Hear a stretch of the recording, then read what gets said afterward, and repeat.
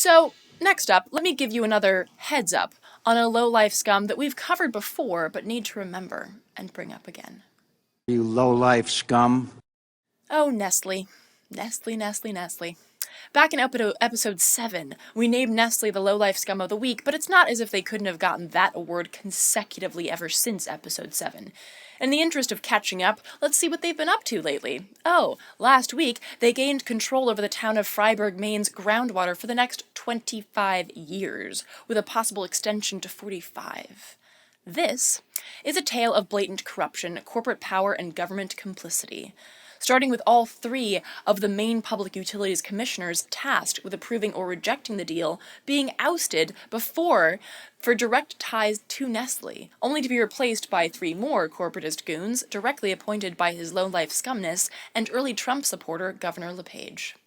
The deal was then upheld by Maine's Supreme Judicial Court last week, essentially blocking activists from seeking government oversight in this ludicrous raping of people and planet. Add to this what residents called Orwellian backlashes against those who publicly spoke out against the deal, including losing their jobs and receiving personal threats. Stay classy, Nestle. And if you're wondering, how the hell did this even happen? If a city owns its water rights, how can Nestle just swoop in and negotiate a deal without the city and the people say so? Yes, good point. Well, in the case of Freiburg, it was rather simple because their water had been privatized. As Nikki Sequeira, the co-founder of Community Water Justice in Freiburg, said, "Our local municipal water supplier for Freiburg, Maine, is run by a private company. So it's not run by a municipality.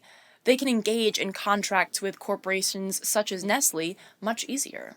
It benefits their shareholders and Nestle because it's not publicly run and managed, which helps them get what they want." In other words, the people who lived in Freiburg had absolutely no say in what happened to their water.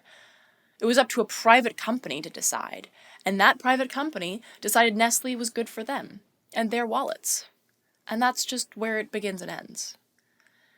It's where it begins and ends in any of these cases, because it's not about human rights. It's actually not even about water. It's about money. Just like Flint. Just like Porter Ranch. Just like the Gulf of Mexico, Detroit, New Orleans, you name it. It's about money.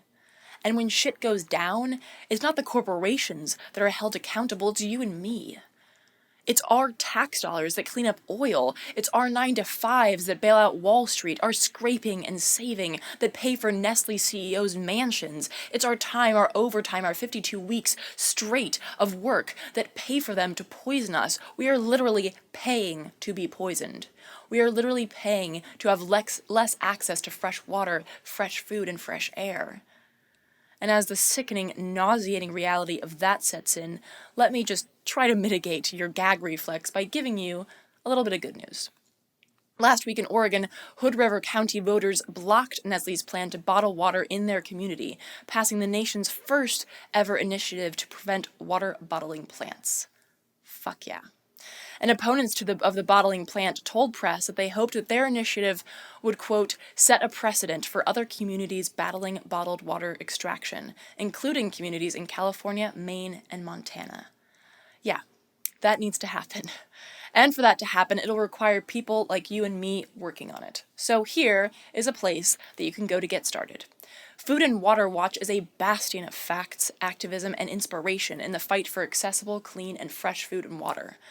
Head over to their site at foodandwaterwatch.org and get started by clicking on one of those issue boxes.